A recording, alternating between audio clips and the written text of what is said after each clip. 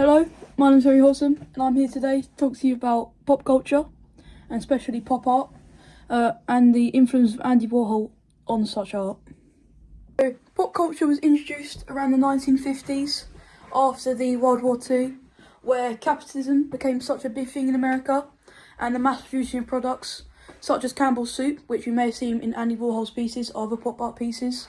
So this was happening in the US. So this boom in pop art was found in the UK about the US, or in the US about the US. And these pieces were quite, as I say, abstract compared to normal pieces. They were quite different to normalised standards of art. And we can also say that they were pushing the boundaries. So a lot of pop art included everyday objects such as fruit, or as I said previously said earlier, you've got the cans, the famous Campbell cans made by Andy Warhol himself.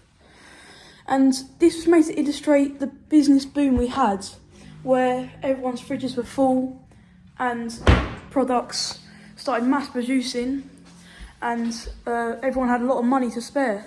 So it became such a big thing that everyone kept spending money on anything. Another famous pop artist known as Klaus Oldenburg made life-size sculptures, and he may be famous of his spoon in the cherry sculpture.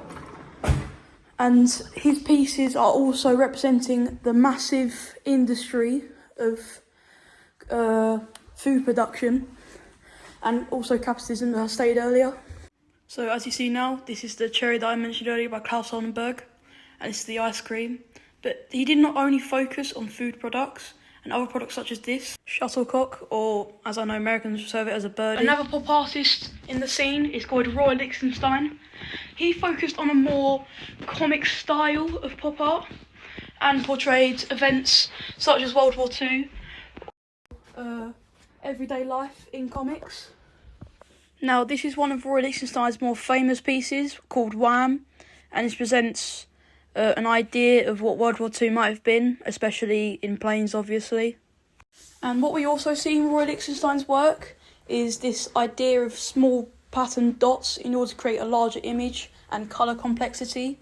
And this was also common in newspapers and comics at the time, and this sense of art, which was quite new, was then carried throughout his work. Apart from his quite weird hair, Andy Warhol is most famous for his paintings, obviously, but these paintings pushed the boundaries of what we know as art and they had a deep purpose behind them, and it's more than what catches the eye that counts. And the picture up I've showed now is another example of one of Andy Warhol's more famous pieces.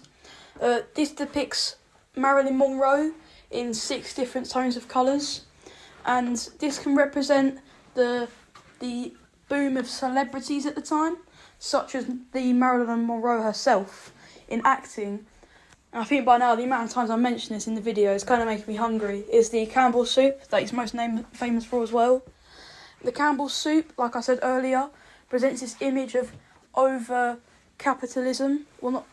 excessive capitalism, and the mass producing of products, like I've said, such as Campbell's soup. I know I sound like a broken record, but I'm trying to get the point across that Andy Warhol was pushing these limits, what we've known from traditional art pieces. I've shown these multiple art pieces from the pop art culture. It sends in a pattern that these bold, unique, bright colours that, I've said again, challenge these ideas of traditional art is what makes this period so different from what we've had before. These new colours that have been worked into the art in order to make it more eye-catching, more prevalent in diversity. Its boldness is so unique that this became such a big movement in the 1950s. The artist I'd like to include is Richard Hamilton.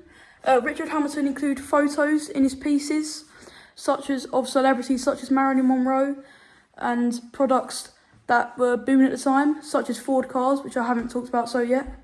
So here is one of Richard Hamilton's pieces, and you can see that he includes pictures, and it looks kind of like a montage, but also pushes this natural sense of art. I'd like to end off on a summary of what I've said, because I'm pretty boring.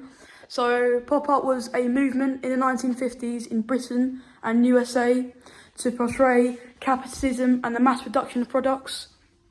And artists such as Andy Warhol, Klaus Oldenburg, Roy Lichtenstein and Richard Hamilton presented these ideas in their artwork. And it became such a big movement because of the bold new ideas that made it so contradicting and different to previous art that we consider normal at the time.